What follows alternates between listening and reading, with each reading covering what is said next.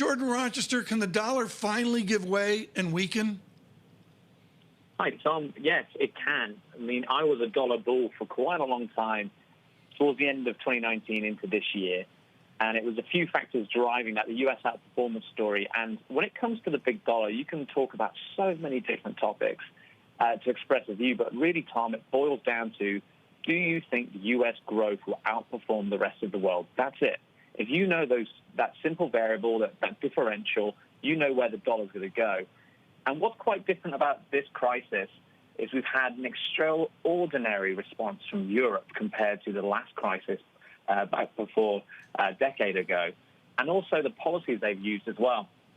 So these sort of job retention schemes, which are much more widespread in the euro area and the UK compared to the US, it should mean that when we do reopen, which we are, we have a snapback where you have everybody back at work to some degree at least, and it's much faster as well, where in the US there's going to be a bit more of a sluggish recovery as the market's going to do the job instead. And so you're going to see people having to look for jobs.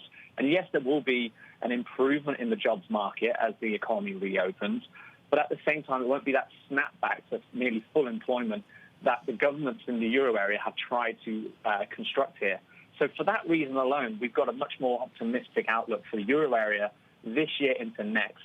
And then that's before I talk about all the other things going on, such as the sort of second wave risks in the U.S., the lockdowns taking place right now and the risks to that.